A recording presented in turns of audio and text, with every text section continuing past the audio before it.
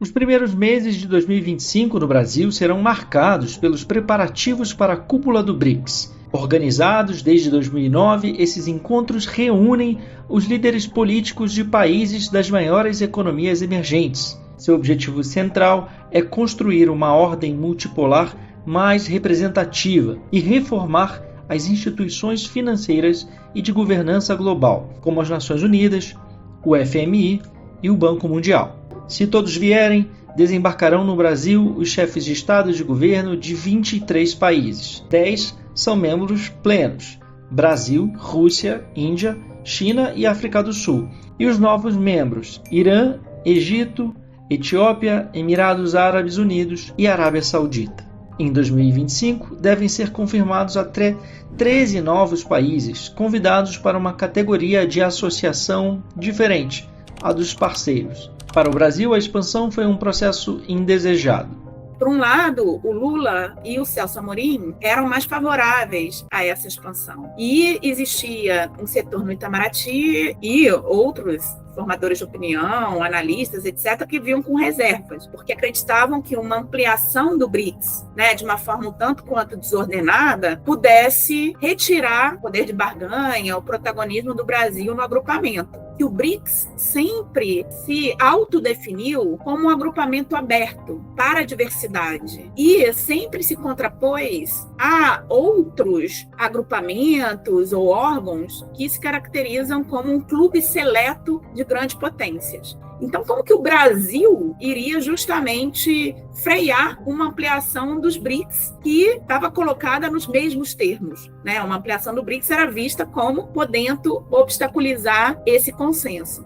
O que era uma moeda de troca pela expansão do bloco, um apoio mais explícito e nominal ao anseio por uma vaga no Conselho de Segurança da ONU, foi perdido logo em seguida. A última declaração do bloco deixou de individualizar o apoio político a Brasil, Índia e África do Sul como candidatos a uma vaga no Conselho das Nações Unidas. Por isso, o processo de convite formal aos futuros e potenciais parceiros do BRICS, ainda em andamento, tenta agora amarrar compromissos por escrito. Eles vão ter assento na reunião de chanceleres, os ministros das Relações Exteriores, em março, e na cúpula em julho, mas sem participar de nenhuma deliberação. Muitos disseram que, de alguma forma, isso se deu por uma pressão das duas maiores potências dentro do BRICS, que são China e Rússia, e que conseguiram, de alguma forma, impor a sua agenda, porque se sentiam, de alguma forma, pressionados e isolados, sobretudo a Rússia, em função da guerra da Ucrânia. A expansão também deu espaço a mais nações não democráticas. Parte delas integra o chamado Eixo do Mal. São países de governo autocrático vistos como rivais diretos dos Estados Unidos e do Ocidente como um todo. O governo Lula age para contrabalançar essa percepção de que o BRICS virou um bloco manobrado pela China e pela Rússia.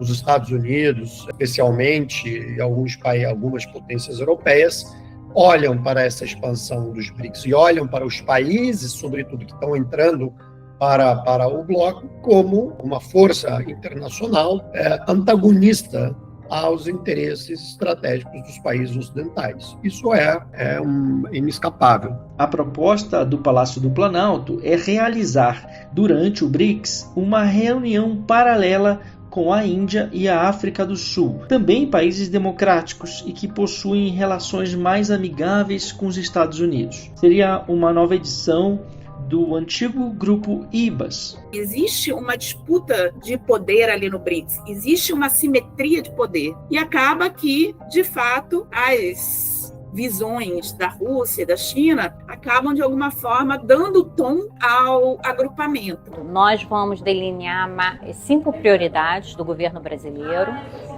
para ser adotado durante o ano da presidência brasileira, e o objetivo é que ela seja uma ponte entre a presidência brasileira do G20 e a presidência brasileira da COP30.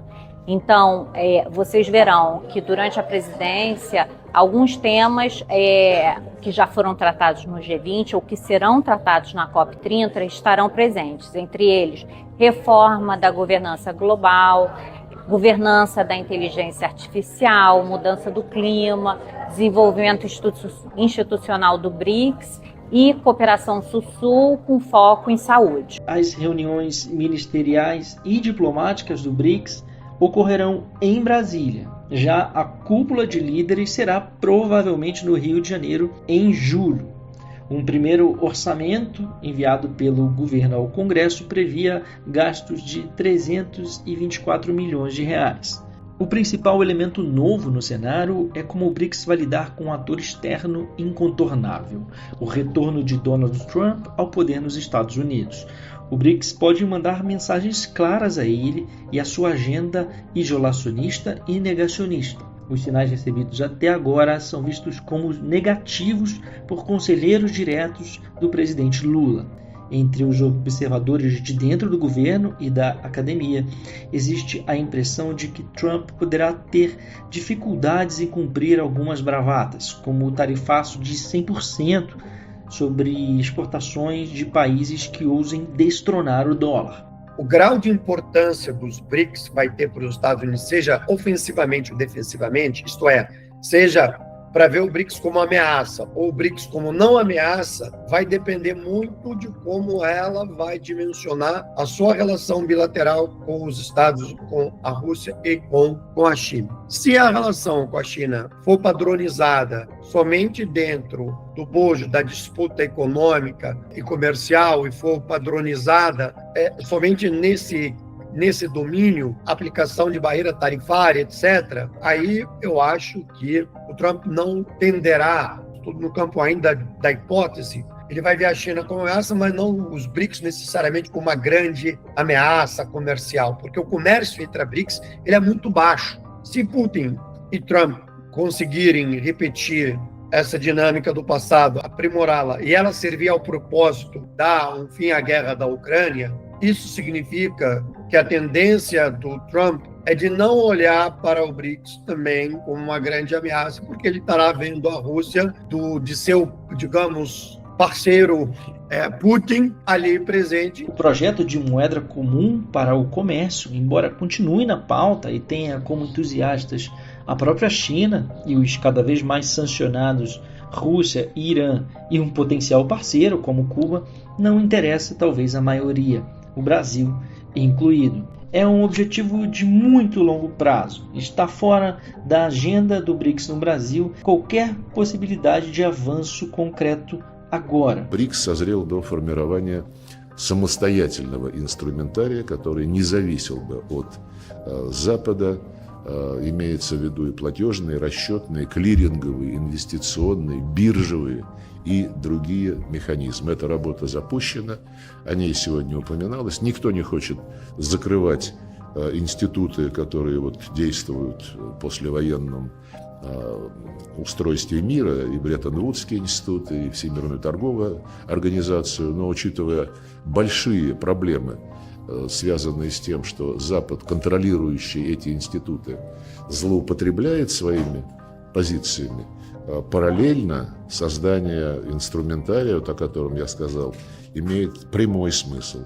Eu acredito que essa agenda, né, ela vai continuar no BRICS, mas de uma forma não tão acelerada. É uma agenda importante para o presidente Lula, a questão da desdolarização, não a questão da substituição do dólar, mas a questão do uso mais frequente das moedas locais. A questão das sanções foi uma questão central nas últimas cúpulas, sobretudo em Kazan, porque foi ela justamente que acelerou as discussões sobre o processo de desdolarização e também acelerou a discussão sobre um sistema de pagamentos alternativo ao sistema SWIFT. Tudo me parece um SAI, pode até ser válido, mas eu ainda não vejo que esses países estão prontos ainda para se despegarem do dólar como moeda padrão para o comércio internacional. É muito cedo, talvez no médio prazo, longo prazo, isso seja viável, mas no momento é muito difícil ainda. Você vai criar uma moeda para comercialização dentro de um bloco cujo o trade exchange é muito baixo. A China representa da pauta comercial brasileira, vamos botar 1/3, menos, sei lá, 25%, não sei, mais ou menos isso. Pô, 75% da pauta comercial brasileira é com o resto do mundo. Duvido que o resto do mundo queira saber de moeda de BRICS. Como é que você vai desvencilhar do dólar? Tudo isso aí, cara, é teatro geopolítico. Existe um novo bloco de poder mundial. Esse novo bloco de poder mundial, ele está avançando de forma independente da ordem vigente e das regras dessa ordem que foram subestabelecidas no final da década de 40. Esse bloco aspira o quê? Desafiar essa ordem, os seus jogadores, da perspectiva geopolítica e geoeconômica. E aí nós estamos fazendo barulho para isso aí. Objetivo: ou vocês nos mudam as regras dessa ordem, dá espaço para a gente, ou a gente vai criar o nosso clubinho. Pronto, é isso aí.